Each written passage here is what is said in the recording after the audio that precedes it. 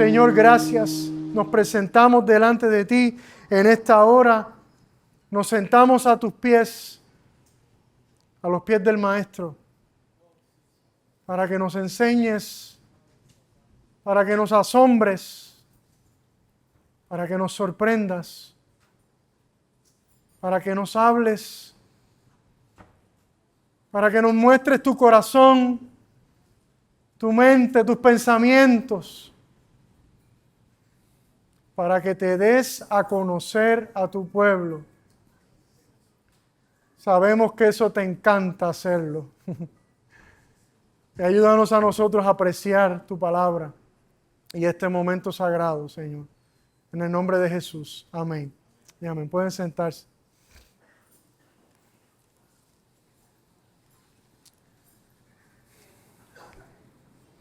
Hoy continuamos con nuestra reflexión sobre la primera carta de Pedro, que fue dirigida a los cristianos del primer siglo, que estaban dispersos por diferentes regiones de lo que se le llamaba Asia Menor. La última vez nos enfocamos en los versículos del 4 al 10 de este capítulo 2.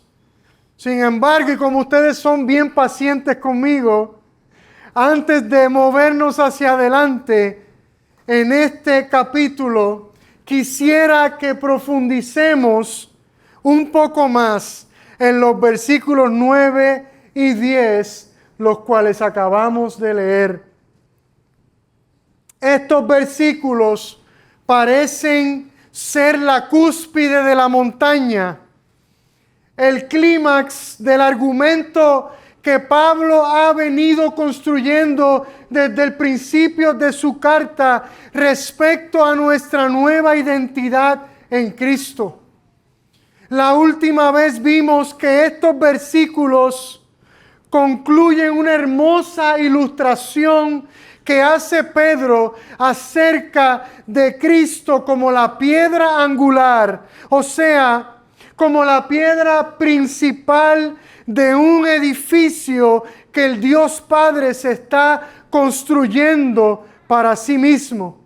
Un lugar en donde Él va a poder habitar para siempre junto a su pueblo, de los cuales cada uno de aquellos que han puesto su confianza en Cristo vienen a ser piedras vivas que le dan forma a ese edificio. Y para describir e identificar a los creyentes, Pedro utiliza en estos versículos un lenguaje muy afín con el Antiguo Testamento. Pedro era un buen judío, ¿verdad? O con el lenguaje que Dios utilizaba para referirse al pueblo de Israel en la antigüedad. Pedro le dice a los cristianos, pero ustedes son linaje escogido, real sacerdocio, nación santa, pueblo adquirido para posesión de Dios. Y ese pero ustedes marca un contraste, ¿verdad? Una distinción entre el fin y el destino de los cristianos y el fin y el destino de aquellos de los cuales Pedro habla en el versículo anterior, en el versículo 8. De aquellos que tropiezan con la piedra angular, con aquellos para los cuales Cristo se ha vuelto una piedra de tropiezo, de aquellos que tropiezan porque rechazan a Cristo y su palabra. Pero ustedes son un linaje escogido. Esto tiene que ver con haber sido elegidos para venir a ser descendientes o venir a formar parte de la familia de Dios, linaje, descendencia. Pero ustedes son real sacerdocio. Esto tiene que ver con venir a ser como aquellos oficiales encargados de servir a Dios en el antiguo templo de Israel. Pero ahora llamados a servir en ese nuevo templo espiritual que Dios está construyendo. O sea, los creyentes no solo han venido a ser piedras vivas que le dan forma al templo espiritual de Dios, sino también aquellos que sirven a Dios en ese templo. Pero ustedes son una nación santa. Esto tiene que ver con venir a ser parte del pueblo escogido de Dios, de ese pueblo representado en la antigüedad por la nación de Israel. Una nación separada de entre todas las naciones de la tierra y dedicada exclusivamente para servir al único y verdadero Dios.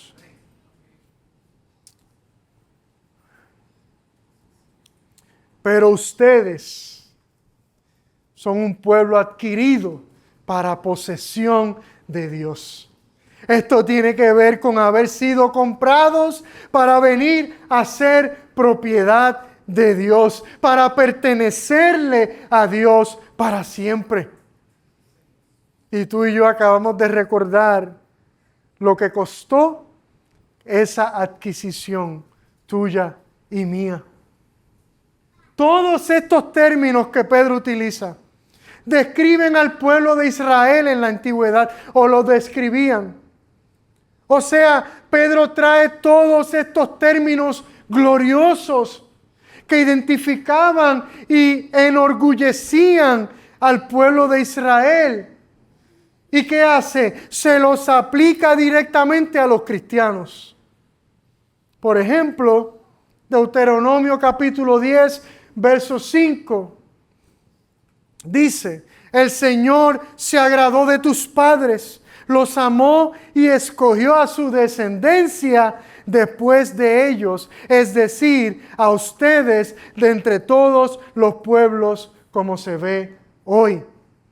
El profeta Isaías en el capítulo 61 dice: y ustedes serán llamados sacerdotes del Señor, ministros de nuestro Dios se les llamará, comerán las riquezas de las naciones y en su gloria se jactarán. ¿Ve de dónde Pedro saca esos términos? Éxodo capítulo 19, ustedes serán para mí un reino de sacerdotes y una nación santa. Pedro conocía su Biblia. Estas son las palabras que dirás a los israelitas. Y Deuteronomio 7 dice: porque tú eres pueblo santo para el Señor tu Dios. El Señor tu Dios te ha escogido para ser pueblo suyo de entre todos los pueblos que están sobre la superficie de la tierra. Entonces, ¿cuál es la intención de Pedro con hacer esto? De hecho, esto podría ser un sacrilegio para muchos judíos de la época de Pedro. En un sentido, Pedro le está diciendo a los cristianos del primer siglo, tanto judíos convertidos al cristianismo como gentiles convertidos al cristianismo, que todos ellos que ahora forman la naciente iglesia de Cristo son la continuidad del verdadero Israel, del pueblo escogido de Dios. No que ellos están reemplazando a Israel, sino que ahora son parte del pueblo de Dios. Que Dios no tiene dos pueblos, que Dios solo tiene un pueblo. Esta es la misma idea que Pablo le dice a los Efesios en el capítulo 2. Pero ahora en Cristo Jesús, ustedes que en otro tiempo estaban lejos, han sido acercados por la sangre de Cristo, porque Él mismo es nuestra paz, y de ambos pueblos, Israel y la iglesia, los cristianos, los gentiles, hizo uno, derribando la pared intermedia de separación. En otras palabras, Pedro les está diciendo a los cristianos del primer siglo que ahora la iglesia de Jesucristo es el nuevo Israel. Y que esto no fue un accidente, sino el plan de Dios desde el principio, cuando le prometió a Abraham que por medio de él Dios bendeciría a todas las naciones de la tierra. Es el cumplimiento de esa promesa. Pedro le está diciendo, ustedes, la iglesia, ustedes son el cumplimiento de esa promesa. Esta fue una palabra de ánimo para los creyentes del primer siglo y lo debe ser para nosotros hoy también. Porque si verdaderamente hemos puesto nuestra confianza en Cristo Jesús, si verdaderamente hemos creído en Él como nuestro Señor y Salvador, si verdaderamente hemos sido redimidos por su sangre, entonces todas estas clasificaciones o títulos nos aplican a nosotros también. Y eso es glorioso, pues nuestra fe en Cristo Jesús, hemos sido unidos a Él. Y por nuestra unión a Él, hemos sido injertados en el pueblo de Dios, en el nuevo Israel. Ahora pertenecemos a la familia eterna de Dios. No es que vamos a llegar a ser un linaje escogido, no es que vamos a llegar a ser un real sacerdocio, no es que vamos a llegar a ser una nación santa, no es que vamos a llegar a ser un pueblo adquirido para posesión de Dios, sino que ya lo somos. Aleluya. Esa es nuestra nueva identidad como iglesia. Pero Pedro no lo deja ahí. Él le dice a los creyentes que ellos son todo esto, pero luego añade, ustedes son todo esto a fin de que anuncien las virtudes de aquel que los llamó de las tinieblas a su luz admirable.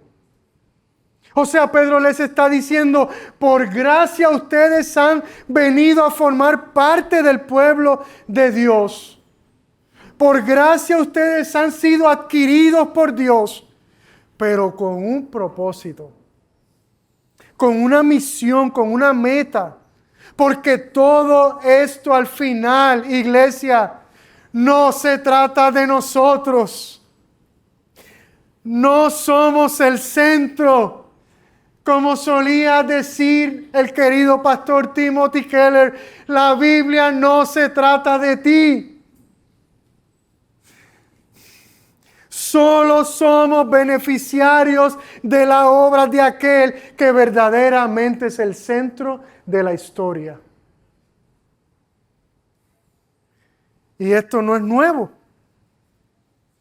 Pedro no le está diciendo algo nuevo a los cristianos. Israel fue escogido por Dios en la antigüedad para esto mismo, para anunciar las virtudes de aquel que los llamó de las tinieblas a su luz admirable. Este siempre ha sido el propósito último del pueblo de Dios. Y este es el propósito último de la iglesia. Este es el propósito último de tu vida y de la mía. Anunciarle al mundo, mostrarle al mundo, ser de evidencia al mundo, tanto con palabras como con hechos, de las virtudes de Cristo, de la excelencia de Cristo, de la gloria de Cristo. Para eso existimos. Para exaltar a Cristo, para elevar a Cristo, para anunciar a Cristo. Ese es el propósito último de tu existencia.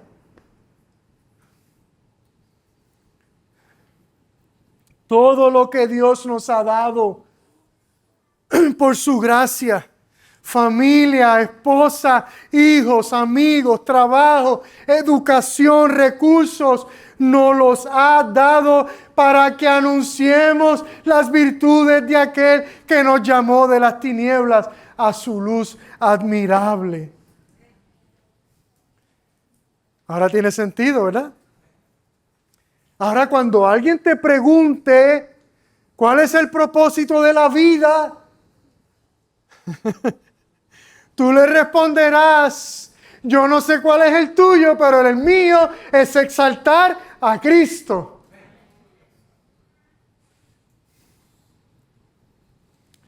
¿Y cuál es la manera más efectiva de anunciar las virtudes de Cristo? Pues contarle a la gente en dónde estábamos antes. Contarles cuál era nuestra condición. O sea, contarle a la gente que antes estábamos en las tinieblas, en la oscuridad, perdidos, en confusión, en desesperanza. Y luego contarles acerca de todo lo que Cristo hizo para sacarnos de ese estado de tinieblas y colocarnos en un nuevo estado de luz, de libertad, de esperanza, de vida, de prosperidad, de gozo y de paz.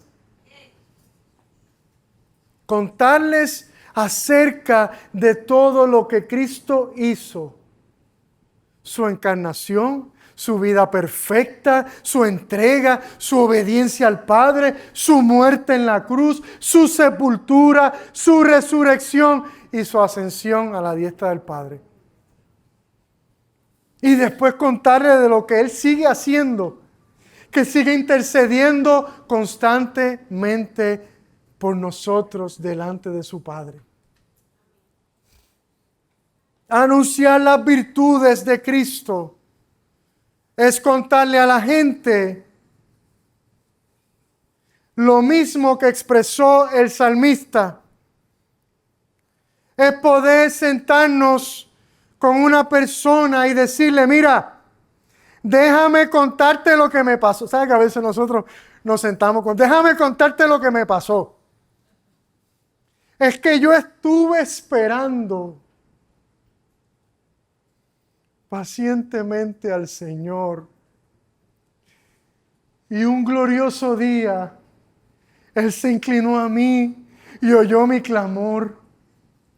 Y entonces, ¿saben lo que hizo? Me sacó del hoyo de la destrucción, del lodo cenagoso. ¿Y saben lo que hizo después? Asentó mis pies sobre una roca y afirmó mis pasos.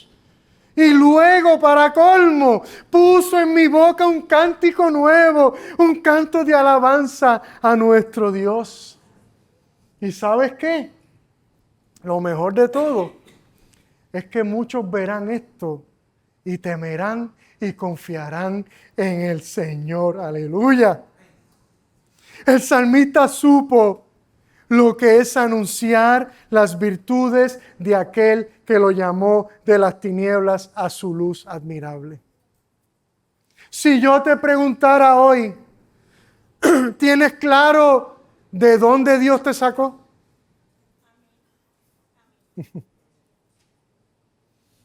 Incluso aunque hayas nacido y sido criado en la iglesia, como yo.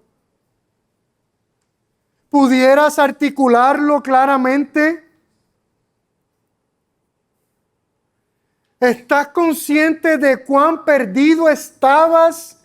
¿De cuán profundamente metido en la oscuridad te encontrabas? ¿Puedes recordar cuán lejos estabas de Dios? ¿Puedes reconocer que tú eras objeto de su ira y de su castigo? ¿Recuerdas cuán terrible era tu condición? ¿Recuerdas que estabas completamente muerto en tus delitos y tus pecados? Porque esa es la clave. Iglesia, no podemos hablar de la luz admirable en la cual nos encontramos ahora si no podemos hablar acerca de la oscuridad en la que nos encontrábamos. De hecho, déjame aclararte en este día que si tú no estás claro de dónde Dios te sacó, entonces es muy probable que te encuentres en un lugar muy peligroso. Porque es muy probable que nunca hayas experimentado lo que los cristianos llamamos convicción de pecado,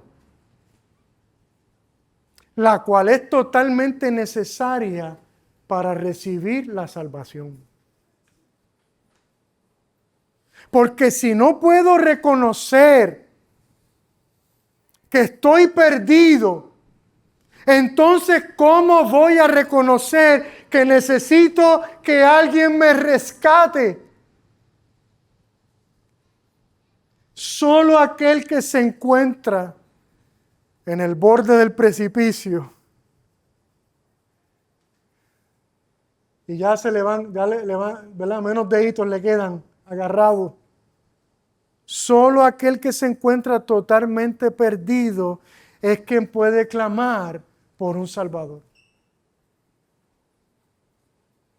Precisamente a esto se refirió Jesús cuando dijo: el Hijo del Hombre ha venido a buscar y a salvar ¿qué? Lo que se había perdido. Y también cuando dijo: los sanos no tienen necesidad de médico. Fue un comentario irónico de Jesús. Sino los que están enfermos. No he venido a llamar a justos o a aquellos que se creen justos, sino a pecadores al arrepentimiento. Hace una semana, ¿dónde está Ricky? Ricky está allá atrás. Hace una semana nuestro hermano Ricky nos habló de los dos malhechores que fueron crucificados uno a cada lado de Jesús. ¿Y qué los distinguió? La convicción de pecado. ¿Ve? Mientras uno se burlaba de Jesús, el otro se halló completamente perdido. Reconoció su verdadera condición, miró a Jesús y en él encontró a quien único podía salvarlo.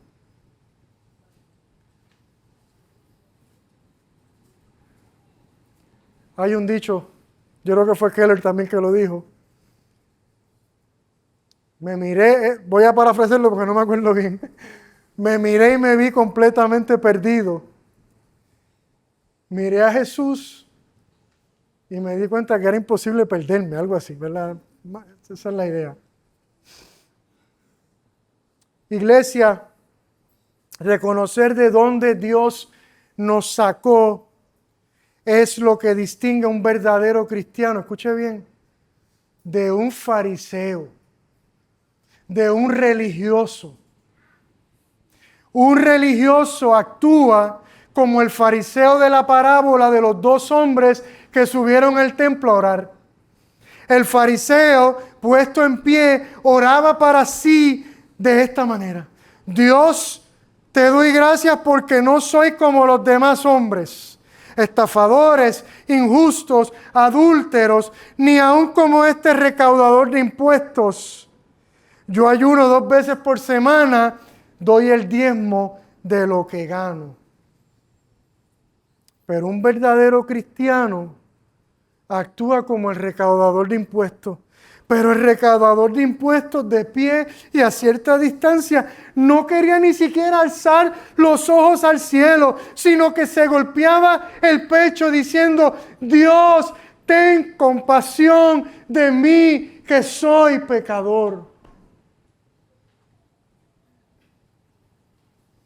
Iglesia, si no podemos reconocer de dónde Dios nos sacó, entonces será imposible anunciar las virtudes de aquel que nos llamó de las tinieblas a su luz admirable.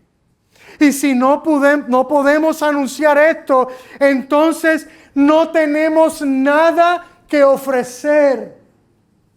Nada.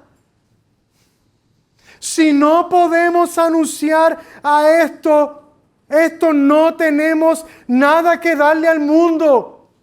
No tenemos nada que darle a aquellos que nos rodean. No tenemos nada que darle a aquellos que andan perdidos alrededor nuestro. No tenemos nada que darle a nuestros vecinos, a nuestros compañeros de trabajo, de estudio, a nuestros familiares y a nuestros amigos. No tenemos nada. La realidad de que el Señor nos llamó de las tinieblas a su luz admirable apuntan precisamente a la realidad y a la condición de este mundo. El Señor nos llamó de las tinieblas, o sea, Él nos llamó del mundo a su luz admirable. Esto se parece a las palabras del profeta Isaías cuando anunció: el pueblo que andaba en tinieblas ha visto gran luz. A los que habitaban en tierra de sombra de muerte, la luz ha resplandecido sobre ellos. También se parece a las palabras de Jesús cuando le dijo a sus discípulos: ustedes son la luz del mundo.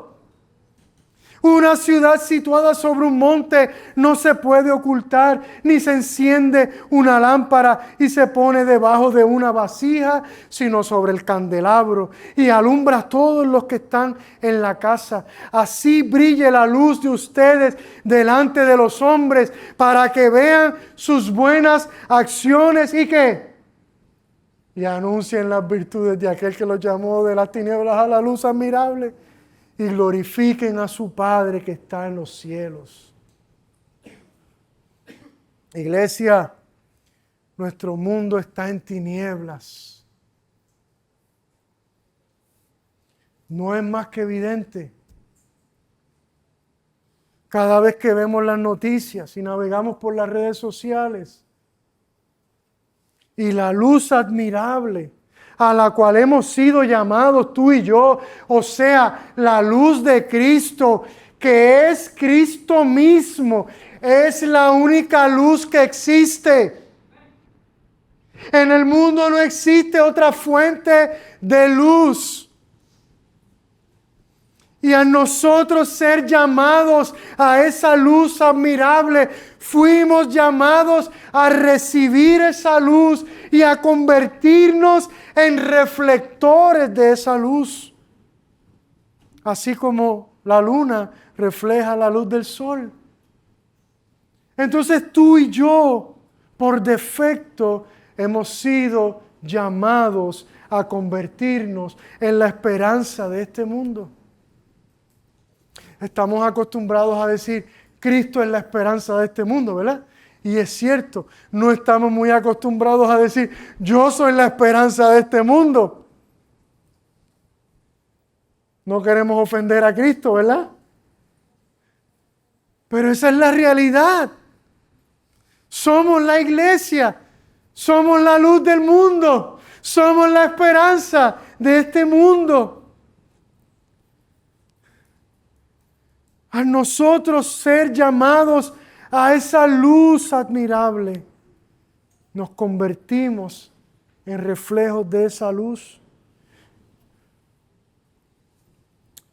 Tú y yo somos los que cargamos la luz admirable de Cristo, y tú y yo hemos sido llamados a alumbrar la oscuridad de aquellos que nos rodean. Tú y yo hemos sido llamados a alumbrar la vida de la gente. Si nosotros no alumbramos a la gente, escúchame bien, si nosotros no alumbramos a la gente no tiene esperanza. Iglesia, nosotros somos su única esperanza. Si nos quedamos callados, Si nos quedamos callados, ocultamos la luz. Si no le contamos a los demás de dónde Dios nos sacó, ocultamos la luz. Si no le contamos a los demás acerca de todo lo que hizo Cristo, el problema es que mucha gente le encanta hablar de su vida,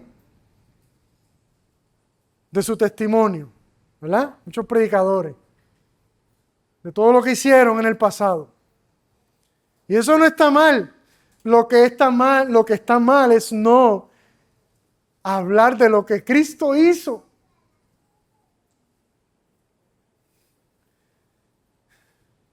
Si nos quedamos encerrados en nuestras casas, ocultamos la luz.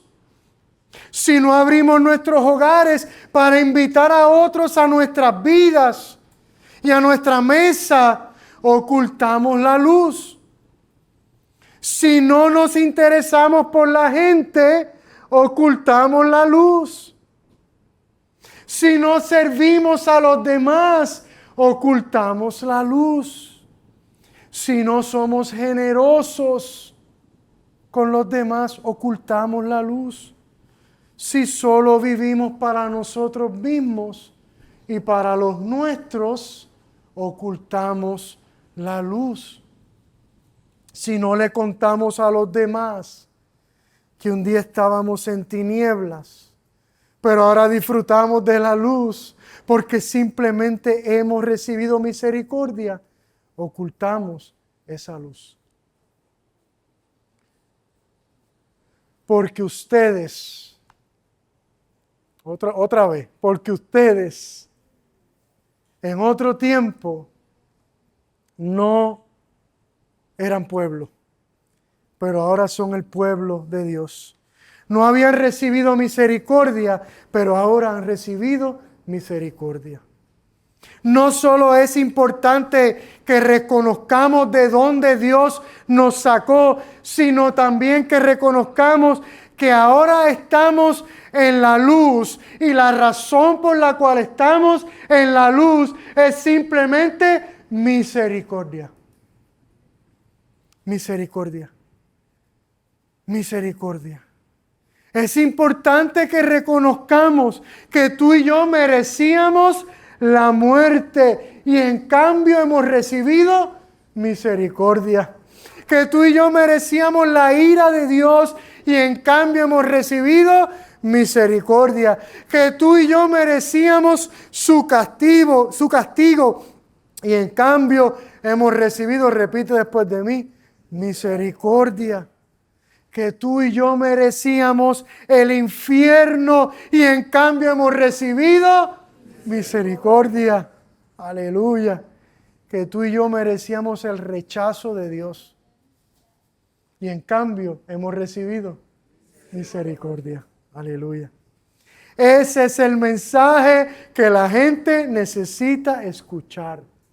No que somos mejor que nadie, no que somos más especiales que nadie, sino que simplemente Él nos miró con compasión y decidió derramar su misericordia sobre nosotros. Antes tú y yo no éramos nadie. Y por su misericordia ahora nos hizo parte de su familia, de la familia de Dios, de la familia eterna de Dios. Iglesia, la gente que nos rodea necesita escuchar hablar de ese que es la luz y de ese que está lleno de misericordia. No porque conozcamos la teoría, sino porque seamos la evidencia viviente y visible de eso. ¿Por qué cree usted que hay gente que acusa a la iglesia y a los cristianos de ser legalistas? ¿Por qué usted cree? ¿Será porque hemos olvidado de dónde Dios nos sacó? ¿Y qué fue lo que hizo ¿Qué lo movió a hacerlo?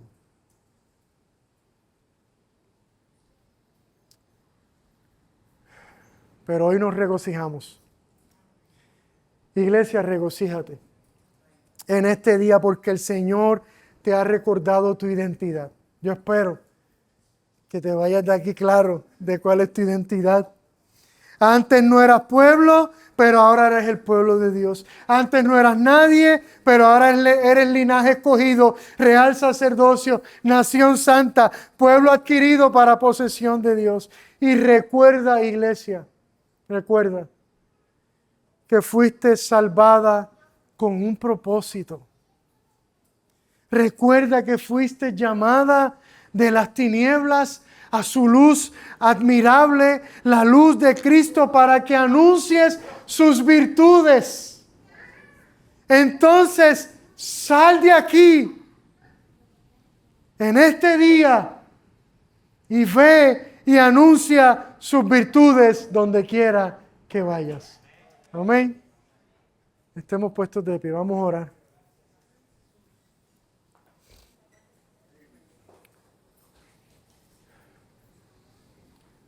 Oremos los unos por los otros. Acércate a alguien.